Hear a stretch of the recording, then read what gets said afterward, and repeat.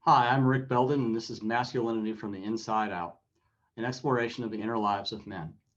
If you find this content valuable, please like, share, and ring the bell for notifications. Thank you. All of this, as you asked earlier, what are some of the results of not having good boundaries? How does that show up in a man's life or anybody's life?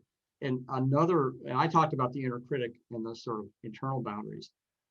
one of the one of the things I think that also shows up with people that have poor external boundaries as well as poor internal boundaries is what Pete Walker in his book about complex PTSD refers to as the outer critic.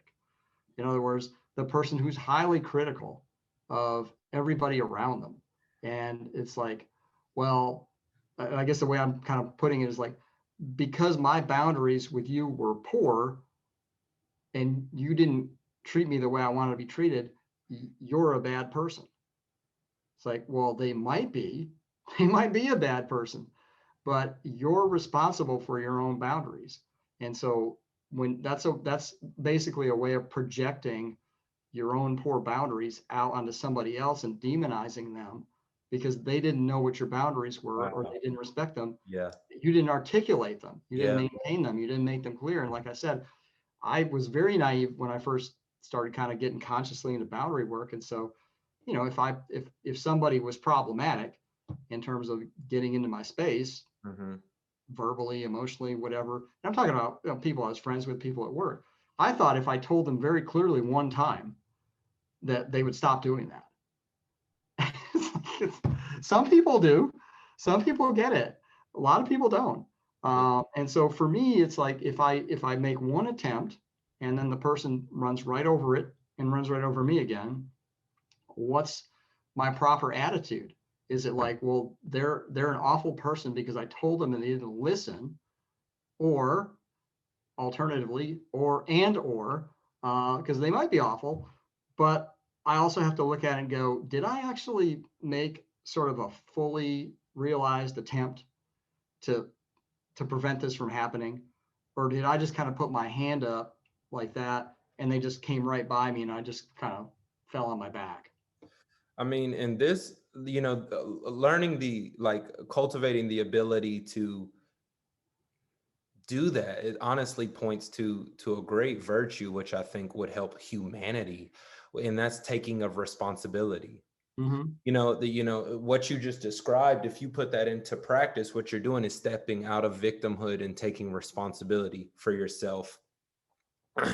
Not saying that whenever things happen to you that are wrong or hurtful that you have to blame yourself, but it's always initially saying, what part am I playing in this, rather Yeah. than policing the outer world. And for me, that's just an ongoing process. Hmm. I mean, I think you and anybody who's listening can tell that this is work in progress for me.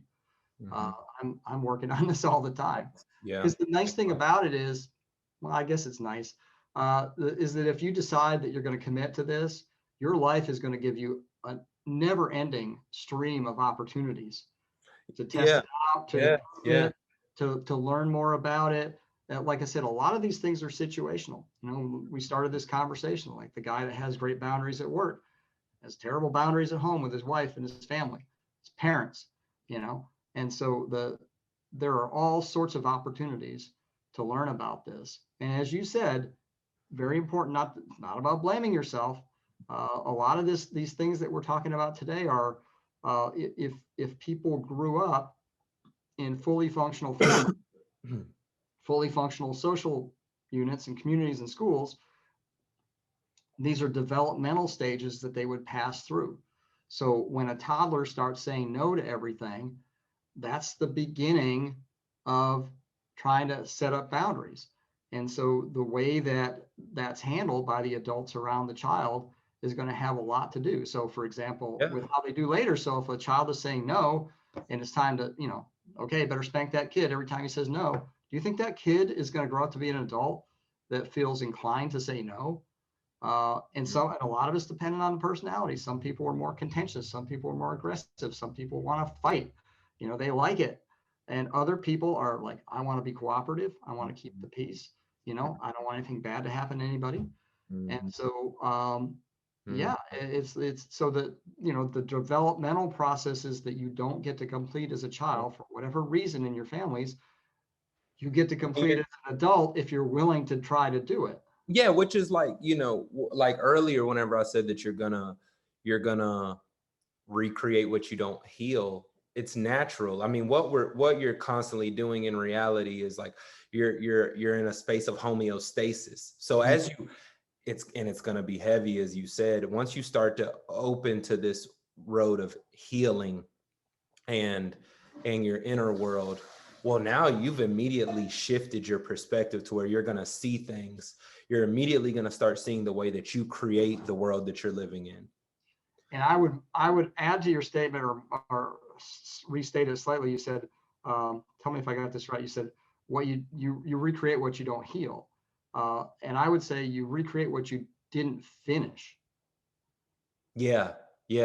I think they're both true. It's just a different way of saying it.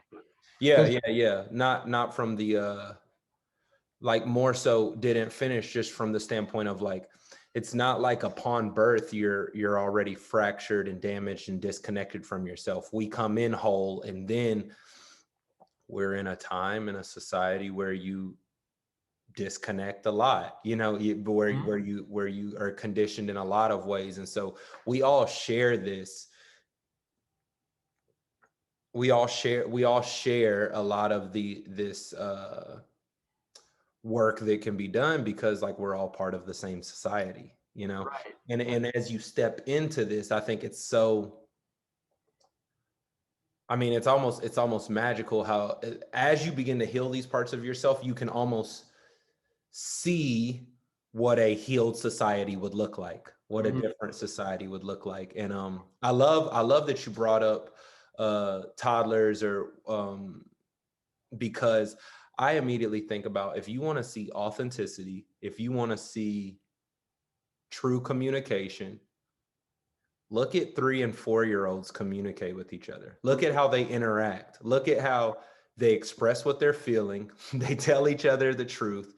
They move on from it. No one takes feelings personally. Like, it's unbelievable. Now, of course, maybe if they've already experienced some of this trauma, with their parents, then it could be this way. But largely, a lot of times, if you see young kids, 2, 3, 4 years old, communicate with each other, that'll give you a little bit of insight into how you're supposed to be allowed to fully express yourself and receive people fully expressing themselves, and not take it personally, and it be okay. Yeah, and I got an example of that. There's a little boy across the street from me. I think he's older than that. He's actually 8, and he's moved his parents have moved his little table. Kids have those small tables and chairs. They moved around on the front lawn, and he's been drawing comic strips out there and flagging people down as they walk by to sell them to him. And so he was out in the yard yesterday, and I walked over and I said, "Hey, what's going on?" And we were just chatting a little bit. And he said, "Oh, I drew some more comic strips." And I said, "Great, I'd like to see them." He's like, he got all excited. And he said, "Do you want me to go in and get them right now?" I couldn't, because I had to go somewhere. And I said, "I can't do it right now." I said, we'll do it later. And the first word out of his mouth was, "When?" It was like, he didn't have any sort of, there was nothing. Respect. He Gotta respect it. Like, I respect that, man. Yeah. And I kind of went, like, I didn't know what to say, Yeah. because I wasn't expecting that. Because, like, Yeah. a lot of the time in adult relationships, there's all those filters in place that, like, is it polite to ask this? I don't want to come across as too, all that kind of stuff. So yeah, I think you made a good point. And one other thing I just want to add about what we said a few minutes ago, when I said, you recreate what you haven't finished versus you recreate what you haven't healed. Those are both valid. I like the recreate what you haven't finished. What I like about that is, it doesn't imply that you're broken in any way. It doesn't imply that you're wounded in any way, although you may be. What it implies is that there's something that you just didn't get all the way through. And that goes back to what I was talking about earlier about developmental stages. An awful lot of us are walking around as adults with incomplete stages of development that we didn't pass through those gateways when we were children, or like preteens and teens. And that gateway is still waiting for us to pass through it. Which is why it's so much more, whenever you're talking about those kinds of concepts, it's so, for me at least, it's so good to like think of the human as we truly are, which is like many, many small particles of energy. And Mm-hmm. so as you mature, the idea would be for all of your energy to mature and realize. But there are little aspects of yourself here and there that stay behind. Some stay behind 2 or 3 years, some stay behind 50, 30, whatever, ever since you were a small child, you know? And like, so it's not like, we're not, I think, like to call like an adult immature, or you're so immature because of your boundaries, or you're like a kid because of your lack of, you know, boundaries, or whatever. That is like such a general, it doesn't really, there's parts of us that can be very mature, small parts of us that can be way behind, little aspects of parts of the self, of the full self, that didn't get the development to raise it up into the thing, the level that we're trying to have all of ourselves be at. And that's another great point you're making, because that goes directly to where we started with the guy that has good boundaries at work, but his boundaries are awful at home. Mm-hmm, mm-hmm. So he's a lot of men get, and I guess probably women are doing it too now. A lot of men overdevelop and sort of over mature in a lot of ways in their work lives, and personal lives just kind of lag behind. Oh And yeah. I think part of the reason is because it's even though it's often painful and doesn't work out over a long period of time, it's it's actually easier to ignore all that stuff outside work. In work environments, because it's competitive, because you have to meet standards, you have to behave in a certain way. Like, Mm-hmm, you're really motivated mm-hmm, to clean up your act. Now, I'm not saying everybody does that. A lot of people rise up the chain in organizations, and they're just the worst people ever. You don't even want to be around them. mm-hmm. Uh, but I think there's, in general, with well-intentioned people who don't have like severe disorders and so forth, there is more of an impetus in a work environment to uh, to move through those developmental gateways. So that's another aspect of what you're saying. You can move through a developmental gateway in a specific environment, in one environment, and not in another environment. So that can be situational. Yeah. Oh yeah. And I think there's this fear. Well, the fear was present within me, and then I know the fear is present within a lot of people that I talk to, that there's a fear of letting go of that mentality because you think that you're going to fall behind. You Well, lose your edge.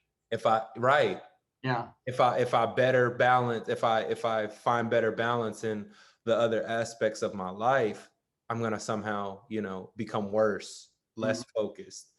And what I found is that, I mean, and this is coming from a very like a very like, there was times where I was just completely obsessed and totally identified with whatever work I was doing at the time, whether it be sports, entrepreneurial, or whatever.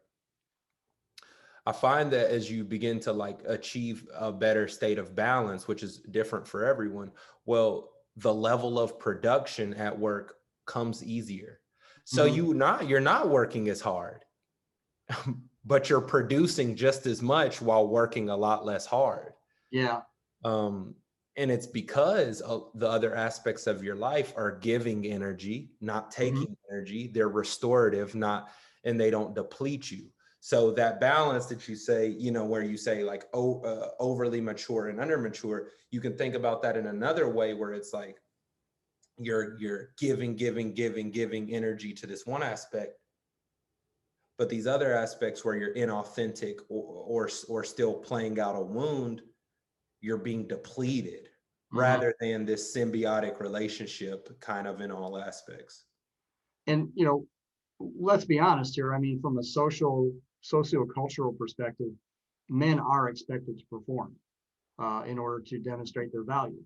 So Mm-hmm. part of what we're talking about here is, I don't want to make this all about, well, it's all about this happened in your childhood, you're wounded, you haven't fully developed and all that kind of stuff, there's a lot of cultural pressure, social pressure on the outside for men to perform in certain ways. So for me, it's like, it's not about trying to make that go away, and it's not about trying to do it all from the inside. You have to come into some kind of balanced relationship as best you can, with the reality that these expectations are there on men. They're going to be there. And but the equally or more significant reality that how you feel about yourself every day is your life. And so if you don't feel good about yourself, it doesn't matter what you're doing on the outside. Oh man, yeah. Yeah, and because eventually, and this grows over time, right? If you suppress these parts of yourself long enough, well, suppression and numbing out, you also start to numb out the ability to feel positive emotion, receive the positive side of the feedback loop.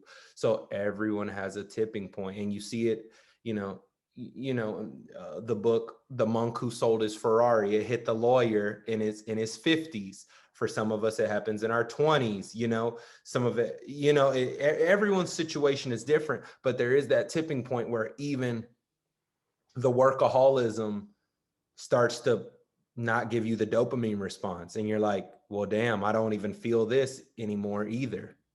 Yeah, that is so important. That and you, like you said, it's different for different guys. I that started with me when I was about 26 and lasted for 30 years. Some people, it's a long time.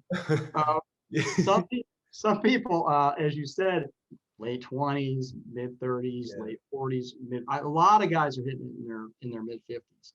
And I think part of the issue here for a lot of men is that, especially these kind of high achievers, and almost every well, I don't want to say that. A lot of the men I work with are high achievers. There's also another set of men kind of more in your age range, like late 20s, early 30s, that are just they're low achievers. They're way under, well, I want to say underperforming, but I mean, I don't mean underperforming in terms of necessarily external markers, but underperforming in terms of their capacity as human beings to have a full life.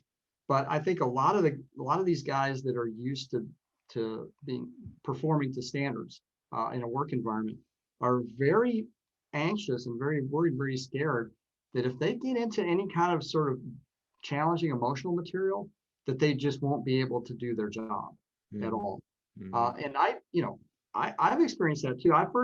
The first time I heard about somebody saying that was actually a counselor I had in my late 20s, early 30s, who was going through his own sort of personal turmoil. And kind of on the backside of it, I remember him telling us, I was in a group with other men. I remember him telling us, I want to find out, you guys, has my work been okay lately? And we're like, well, yeah, it's been great. It's always great. And he just shared with us like some of the things that have been going on in his life. And he said, every day I felt like, well, maybe I should just cancel everything because I don't know if I can show up. And I think it depends on the sort of intensity of what you encounter. But I think a lot of men are really afraid because they're so conscious of the standards that they're trying to meet, whether they're providing a service to somebody, whether they're, a corporate manager, whether it's an IT guy, whatever, that they're concerned that because there's a fragility there inside that goes back to what you were saying. It's like because they're so out of balance. And I think there's an inner knowledge that like, I'm really hanging off a cliff here, and there's not much holding me there. And if I sort of start to, if this starts to erode, I could just go right over. And I think in the majority of cases, what you said is actually far more accurate, which is that if you start to approach your relationship with yourself, you start to approach these kind of issues that we're talking about, you don't have to like go all in, and you don't have to jump off the cliff. That's another issue people have, especially again, high performers. It's like, I want to turn this around. I've had people ask me, how long is it going to take? It's like, I can't tell you that. I don't know. I remember asking that question to Did you ask me that? I don't know if I asked it to you. I know I definitely have asked it before to friends who have gone through Okay. what they would call, like, let's say, a dark night of the soul or a Yeah. spiritual awakening, just an acute time where one of these issues, one of these levels, parts of you that are underdeveloped, where like it just opens up and completely causes you a lot of pain in an acute Hmm. time in your life. And like, yeah, I definitely remember, if maybe I did ask you at some point, but I definitely asked some people, like, yo, how long is this phase gonna last? Yeah, I used to ask that question myself too, Yeah. and not just to other people, but to myself. It's just Yeah. like, how long do I have to do this? And for me, the answer has been, well, this is something I just have to do as a matter of course, as part of my life if I want to have a good life. It doesn't mean that it's not always going to be the sort of that feeling of world collapsing, totally overwhelmed. I don't know what I'm doing. It's not like that all the time, thankfully. Mm. Uh, and and the other thing that's good about everything that we're talking about is it's self-amplifying. So the more of it that you do, in terms of, we'll talk about boundaries, the more you become aware of what your boundaries are like, and you start to make some changes, you get better as you do it. It's just like anything else. There's a skill building aspect to it. Mhm.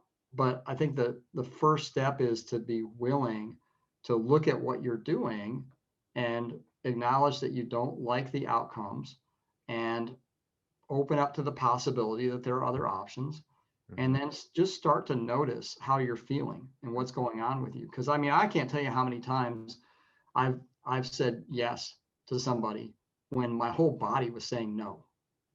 Oh yeah. Oh yeah. And I know so many people can relate to that.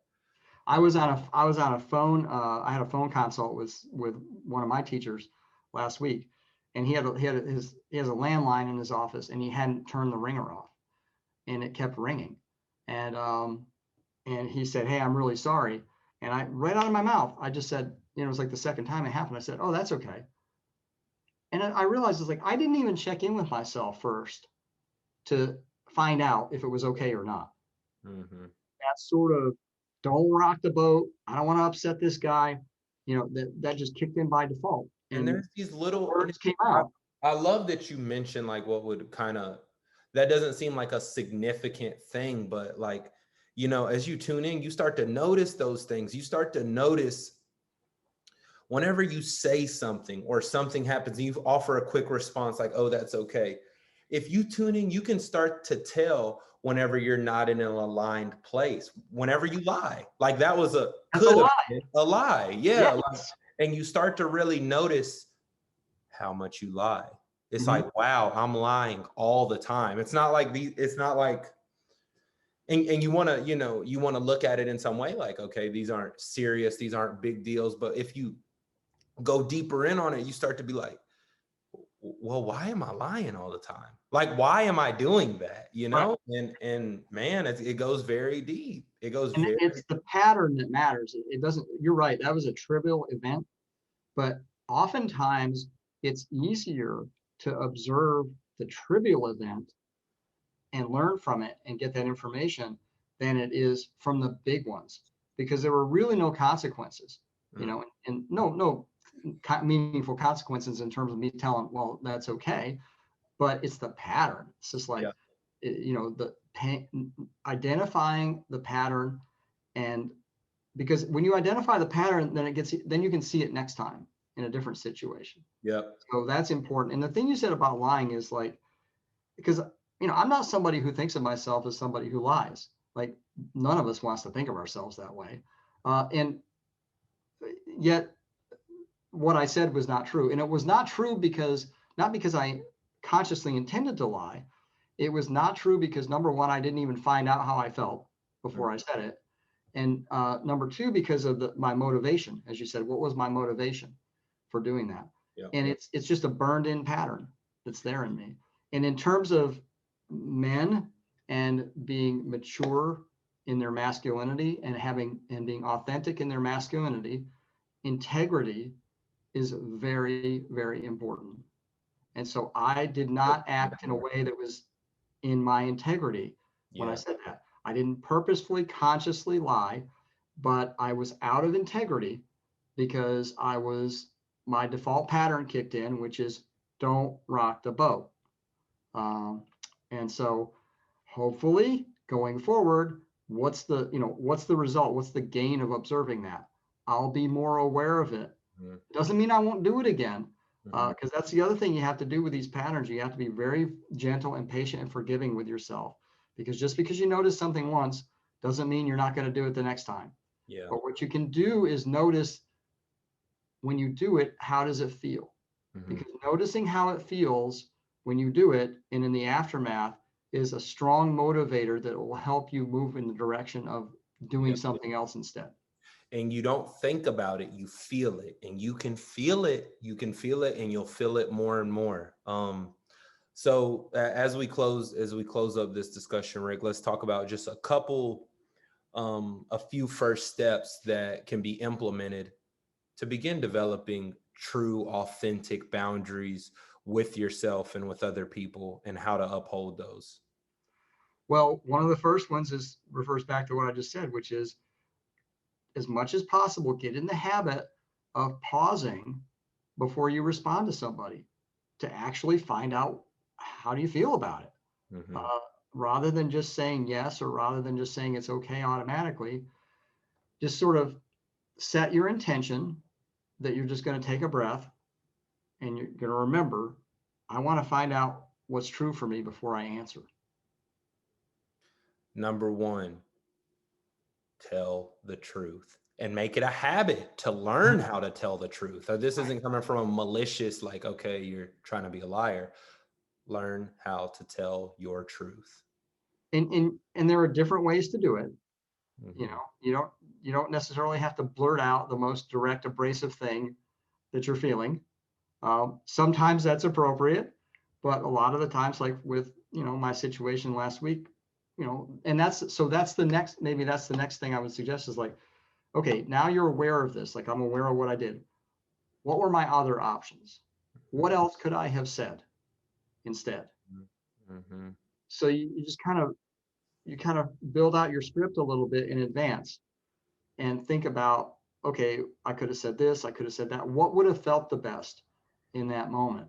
To Well, could I just say, yeah, that's getting pretty irritating. And it's not that I'm incapable of this. I've done this at other points in my life. It's kind of interesting to observe.